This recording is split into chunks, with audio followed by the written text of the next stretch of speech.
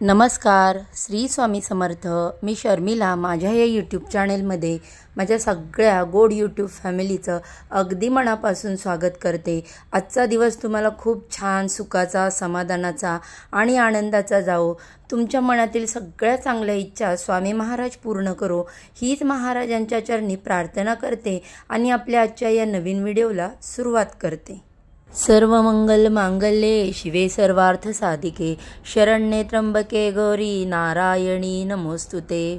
बघा, नवरात्रीला सुरुवात झालेली आहे। सर्वांनी आपापल्या घरी घटस्थापना केलेली असेल, अखंड दिवा देखील लावलेला असेल। घटस्थापनेला जसं विशेष महत्त्व असतं तसंच या नवरात्रीच्या 9 दिवसामध्ये आपण देवीची किती मनोभावे सेवा पूजा करतो त्याला देखील तितकंच महत्त्व असतं। नवरात्रीच्या या 9 दिवसामध्ये देवीच्या 9 रूपांची पूजा केली जाते। तिथेप्रमाणे दरवर्षी अश्विन शुक्ल प्रतिपदेला घटीस्थापना केली जाते आणि शारदीय नवरात्रीला सुरुवात होते। पुढे बघा, 9 दिवस पूजा केल्यानंतर 10व्या दिवशी दसरा असतो। मात्र यंदा नवरात्र उत्सव हा 9 दिवस नाही तर 10 दिवसांचा असणार आहे। त्यामुळे अनेकांच्या मनामध्ये गोंधळ निर्माण झाला आहे। कोणती माळ कोणत्या दिवशी आहे आणि कोणत्या माळेला आपल्याला कडाकणी बांधायची आहेत, कोणत्या माळेला आपल्याला कन्यापूजन करायचं आहे, देवीची ओटी कधी भरायची आहे, होम हवन कधी करायचं आहे। कारण की यंदा नवरात्र ही 10 दिवसांची असणार आहे आणि याचं मुख्य कारण म्हणजे तृतीया तिथीची वृद्धी झालेली आहे। यावर्षी अश्विन शुक्ल तृतीयेचा 1 दिवस वाढलेला आहे। तुम्ही कॅलेंडरमध्ये बघू शकता 24 आणि 25 सप्टेंबर असे 2 दिवस तृतीया तिथी आहे आणि 2 दिवस सूर्योदयाला 1 तिथी असली की त्याला वृद्धी असं म्हणतात। त्यामुळे नवरात्र उत्सव हा 10 दिवसांचा झाला आहे। त्यामुळे अनेक स्त्रियांना अनेक प्रश्न पडले आहेत की कोणत्या माळेला आपण काय करायचं आहे। तर आपण हे सर्व आजच्या व्हिडिओमध्ये जाणून घेणार आहोत। त्यासाठी व्हिडिओ स्किप न करता शेवटपर्यंत नक्की पहा। व्हिडिओवरती पहिल्यांदा नवीन आला असाल तर व्हिडिओला लाईक करा, चॅनेलला सबस्क्राईब करा। चला तर मग आपण वेळ न घालवता व्हिडिओला सुरुवात करूया। नवरात्रीमध्ये काही ज्या सेवा असतात त्या आपण अगदी मनापासून करत असतो। त्यामध्ये सकाळ संध्याकाळ देवीची आरती करणे, दिवाबत्ती करणे, घटाला रोज 1 माळ चढवणे, तसेच रोजचा देवीला नैवेद्य दाखवणे, माळपाणी करणे आणि बघा काही जण दुर्गा सप्तशतीचा पाठ देखील करतात, कुंकुमार्चन करतात, अखंड दिव्याची काळजी घेणे असो, रोजच्या सेवा तर आपल्या सगळ्या चालू असतात। परंतु त्याचबरोबर नवरात्रीच्या या 9 दिवस काही दिवशी काही विशिष्ट गोष्टी करण्याला जास्त महत्त्व दिलं जातं। त्यातील पहिला प्रश्न असा आहे की देवीला कडाकणी कोणत्या माळेला बांधावी। सर्वांना माहीत असेल की नवरात्रीमध्ये कडाकणी पण नैवेद्य असतो, कडाकणीची माळ केली जाते, ती बांधली जाते। ही जी कडाकणी आहे ती तुम्ही सप्तमी, अष्टमी, नवमी या दिवशी बांधू शकता। शक्यतो 7व्या माळेला कडाकणी बांधली जातात। पण जर तुमच्याकडे या दिवशी शक्य नाही झालं तर तुम्ही अष्टमी किंवा नवमीला सुद्धा बांधू शकता। या दिवशी सोमवार दिनांक 29 सप्टेंबरला 7वी माळ असणार आहे आणि त्या दिवशी तुम्ही कडाकणी बांधू शकता। नाही जमलं तर तुम्ही अष्टमी किंवा नवमीला देखील बांधू शकता। मंगळवारी 30 सप्टेंबरला अष्टमी तिथी आहे, 1 ऑक्टोबरला नवमी तिथी असणार आहे। कडाकणी बांधताना एकूण 5 बांधतात, काही ठिकाणी 7 किंवा 9 देखील बांधले जातात। पण बघा, आमच्याकडे 9 कडाकण्यांची माळ असते। तसेच देवीच्या शृंगाराचं जे साहित्य असतं, वेणी, फणी, पान, जोडवी, विरोधी हे देखील केले जाते। तर आणि त्याच्याबरोबर धपाटे देखील असतात, त्याचा देखील नैवेद्य एकत्रित करून देवीला दाखवला जातो। बघा, घरामध्ये घटावरती कडाकणी बांधणी जातात। ज्या प्रकारे आपण 8 दिवस घटाला माळ बांधलेली असते म्हणजेच 9 दिवस दसऱ्यामध्ये, त्याच प्रकारे कडाकणीची देखील माळ घटाला बांधायची असते। त्याचनंतर धपाट्याचा नैवेद्य दाखवायचा। आता बघा, त्याच्यानंतर त्यामध्ये देवीचे दागिने सांगितल्याप्रमाणे मी मगाशी काही ठिकाणी बनवले जातात, तर आमच्याकडे देवीचे दागिने बनवले जातात। आणि बघा, तुम्ही बाहेर कोणत्या देवीला कडाकणी नेत असाल तर त्या ठिकाणी तुम्हाला कडाकण्याची माळ करून न्यायची आहे आणि त्या ठिकाणी सुद्धा तुम्ही सप्तमीच्या दिवशी ही माळ बांधू शकता। 7व्या माळेला नाही जमलं तर अष्टमी, नवमी यापैकी एका दिवशी तुम्ही बांधू शकता। परंतु एक गोष्ट लक्षात ठेवा, जे लोक नवमीला कडाकणी बांधणार आहेत त्यांनी मात्र घट उचवायच्या आत कडाकणी बांधायची आहेत आणि मग जो तुमचा काही नैवेद्य आहे तो दाखवायचा, तळी भरायची आहे आणि मग सर्व करून आपल्याला घट जो उठवायचा आहे। त्यानंतर पुढचा प्रश्न असा की देवीची ओटी कोणत्या माळेला भरावी। बघा, ज्यांना देवीची ओटी भरावी असं वाटतं आहे किंवा भरायची आहे त्यांनी अष्टमीला भरू शकता किंवा मग नवमीला सुद्धा भरू शकता किंवा मग नवरात्र सोडून की तुम्ही इतर दिवशी मंगळवार, शुक्रवार सुद्धा देवीची ओटी भरू शकता। नवरात्रीमध्ये शुक्रवारी ललिता पंचमी आहे 5व्या माळेला आणि ललिता पंचमी असते, त्या दिवशी तुम्ही देवीची ओटी आहे ती भरू शकता। तुम्हाला जर वाटलं अष्टमीला, नवमीला आपल्याला जमणार नाही तर तुम्ही शुक्रवारी, ललिता पंचमी आहे आणि या शुक्रवारी देखील देवीचा चांगला वार आहे, त्या दिवशी तुम्ही देवीची ओटी जी आहे ती भरू शकता। फक्त एक गोष्ट लक्षात ठेवा, देवीची ओटी आपल्याला यथाशक्ती भरायची आहे। कोणी बघा देवीला चांगली भारीतली साडी नेसवली आहे म्हणून आपण साडीच नेसावी, कोणी काय दिलं म्हणून आपण ते घ्यावंच असं नाही। आपली परिस्थिती जर नसेल तर मनाला वाईट वाटून घेऊ नका। तुम्ही तुमच्या यथाशक्ती तुमच्याजवळ जे आहे त्या पद्धतीने आपल्या इच्छेप्रमाणे तुम्ही देवीच्या ओटीमध्ये जे साहित्य ठेवायचं आहे ते साहित्य ठेवून देवीची ओटी तुम्ही भरू शकता किंवा बघा नुसत्या खणा नारळाने देखील तुम्ही देवीची ओटी भरू शकता। देवीच्या मूळपीठावरती जाऊन तुम्हाला शक्य असेल तर तुम्ही तिथे मूळपीठावर जाऊन ओटी भरा।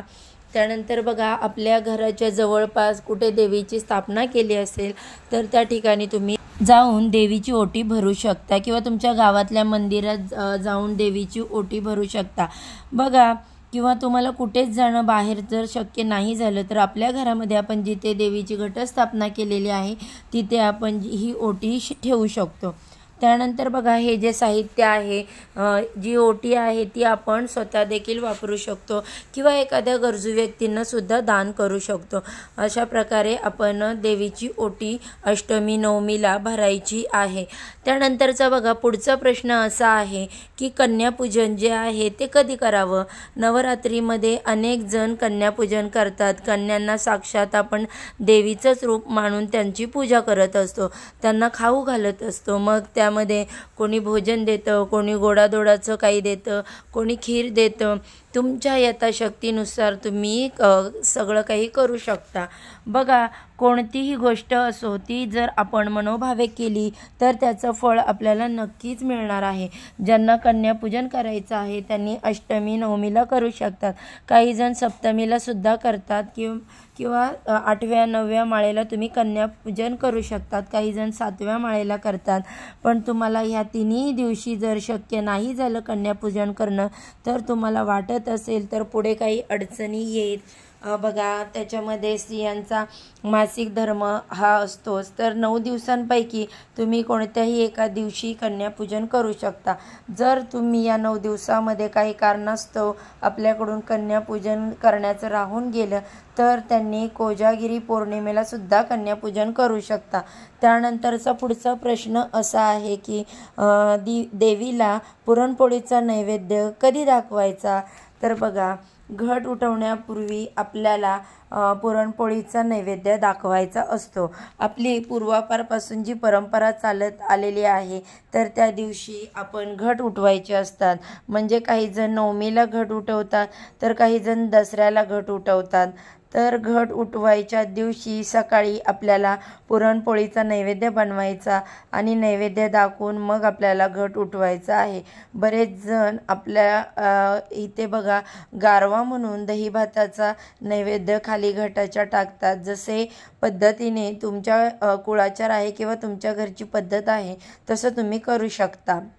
बघा, घटावरती ठेवलेला नारळ जे आहे ते बरेच जण विसर्जन करतात किंवा मग त्याचा फोडून प्रसाद केला जातो, किंवा घट उठवण्यासाठी आपल्या आजूबाजूची मुलं पुरुष मंडळी देखील आलेली असतात, त्यांना हा आपण नारळ प्रसाद म्हणून देऊ शकतो.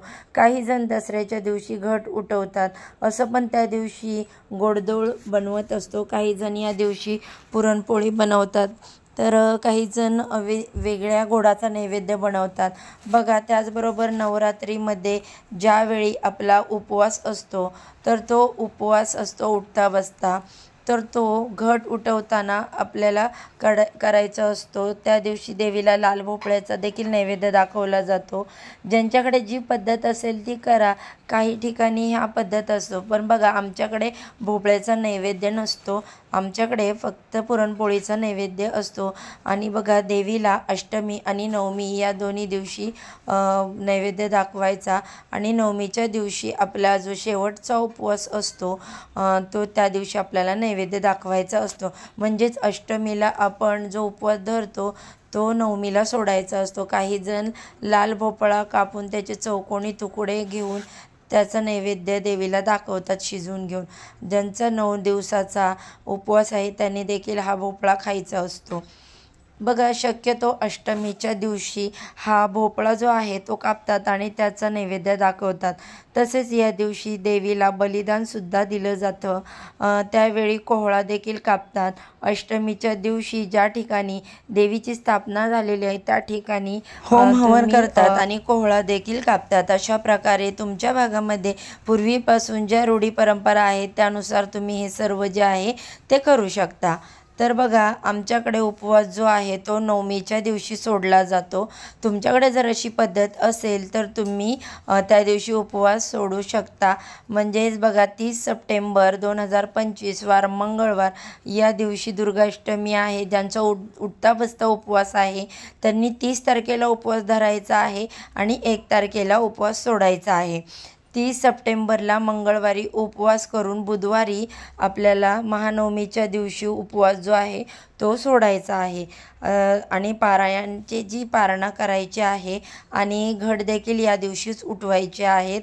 आणि 1 ऑक्टोबरला घट उठवले जातील. घट उठवून आपल्याला उपवास सोडायचा आहे. घट उठवत असताना पुरणपोळीचा नैवेद्य दाखवला जातो. 1 ऑक्टोबर 2025 रोजी बुधवारी आपल्याला पुरणपोळीचा नैवेद्य करून दाखवायचा आणि त्यानंतर घट उठवायचा आहे. घट कसा उठवावा याबद्दलचा संपूर्ण व्हिडिओ लगेचच आपल्या चॅनेलवरती लवकरच येणार आहे. तर बघा, त्यामध्ये सुद्धा पूर्ण माहिती तुम्हाला दिली जाईल.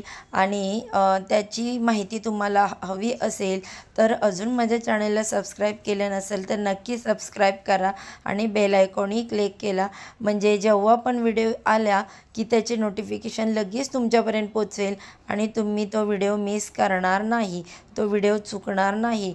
व्हिडिओ जर कसा वाटला, हा जर तुम्हाला आवडला असेल तर नक्की कमेंटमध्ये तुम्ही सांगा. चला तर मग आजच्या व्हिडिओचा इथेच एंड करते. उद्या अशाच छानशा माहितीबरोबर पुन्हा नव्याने भेटू. सर्वांना श्री स्वामी समर्थ.